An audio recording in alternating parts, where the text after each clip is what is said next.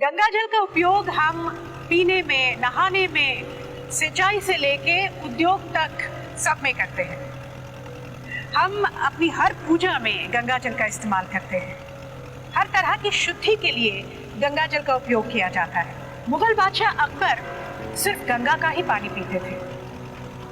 अंग्रेज जब भारत से विलायत जाते थे तो अपने शिप्स पर सिर्फ गंगा जल ही ले जाते थे, क्योंकि गंगा जल कभी खराब नहीं होता।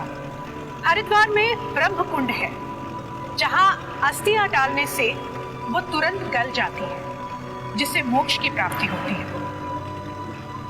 गंगा जल की ये रोग नष्ट करने की विशेषता और उसकी शुद्धता जो है, इसके पीछे कौन सी दैवी शक्ति है? क्या ये सिर्फ हमारी मान्यता है या इसके पीछे कोई वैज्ञानिक तथ्य भी है? इस प्रश्न को दुनिया भर में सदियों से पूछा जा रहा है और तरह तरह के साइंटिफिक रिसर्चेस भी हुए हैं, और उसके जो नतीजे सामने आए उससे पूरा विश्व चौंक गया और हमारा सर गर्व से ऊंचा हो गया। आइए चलते हैं चंडीगढ़ और मिलते हैं इंस्टीट्यूट ऑफ माइक्रोबियल टेक्नोलॉजी के डायरेक्टर श्री अनिल कौल से और जानते हैं कि विज्ञान गंगा के बारे में क्या कहता है।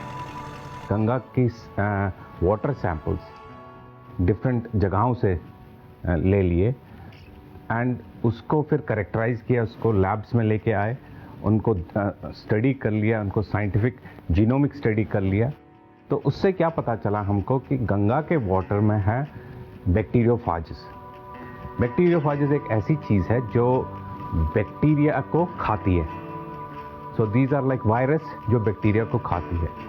सो आपको पता होगा कि हमारे देश में अभी बहुत सारी बीमारियां हैं जो बैक्टीरिया से होती है। ट्यूबरक्लोसिस है, टाइफाइड है, कॉलरा है, निमोनिया है। तो बहुत सारी बीमारियां ऐसी है जिसके लिए आजकल के ज़माने में हमारे पास अभी भी कोई इलाज नहीं है। एक ऐसा जिसे हम कहते हैं ड्रग रेजिस्टेंट बैक्टीरिया। इस प्रोजेक्ट में क्या देखा गया कि जो बैक्टीरियोफाजेस है जो गंगा के पानी से निकाले हमने, वो इन बीमारियों के जो बैक्टीरिया कॉज करते हैं उनको वो ईजिली ख़त्म करती है। सो ये बहुत बड़ी अचीवमेंट है देखने के लिए कि गंगा के पानी से हम सालों सालों से जो बीमारियां चली आ रही हैं उसको हमने कैसे ठीक कर सकते हैं, just by looking at the water from Ganges.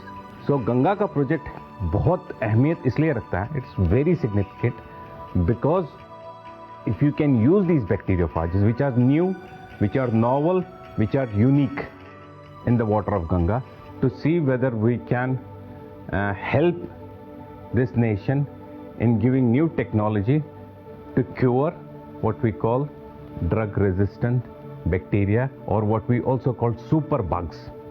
Superbugs एक अंग्रेजी में ऐसी कहावत है कि जो ये बैक्टीरिया है, जो ये कीटाणु है, you cannot treat them, you cannot kill them anymore.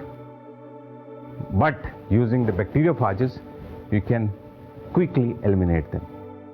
जो नेशनल प्रोग्राम है, जो honourable prime minister Shri Narendra Modi ji का जो प्लान है क्लीन गंगा प्रोजेक्ट, उसमें इमटेक का एक साइंटिफिक योगदान है।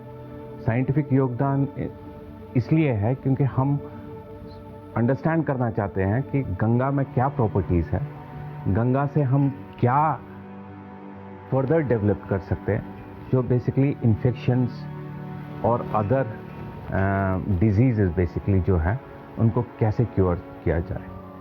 Cleaning of Ganga is a major mission. Cleaning of Ganga needs national policies, national action plan, and also the change in our mental attitudes. कि ये एक ऐसी सौगात है हमारे लिए जो as I said that 5000 पुरानी सौगात है। अगर उसको हम नहीं प्रिजर्व कर सकते, उसको हम साफ नहीं रख सकते, उसको हम साइंटिफिक तरीके से स्टडी नहीं कर सकते, तो हमारा साइंस तो फेलियर ही है फिर। अंग्रेजों ने कानपुर में सबसे पहली लेदर फैक्ट्री डाली और वहां से शुरू हुआ सिलसिला इंडस्ट्रियलाइजेशन का। एक के बाद एक फैक्ट्रीज, इंडस्ट्रीज, टैनरीज खुलने लगी और इन कारखानों का जहरीला रसायन गंगा में बहाया जाने लगा। कानपुर के पीछे पीछे उत्तर भारत और बंगाल के दूसरे शहरों में भी इंडस्ट्रीज खोली गई और इन सब से रासायनिक पदार्थ बेरोक टोक गंगा में बहाए जाने लगे।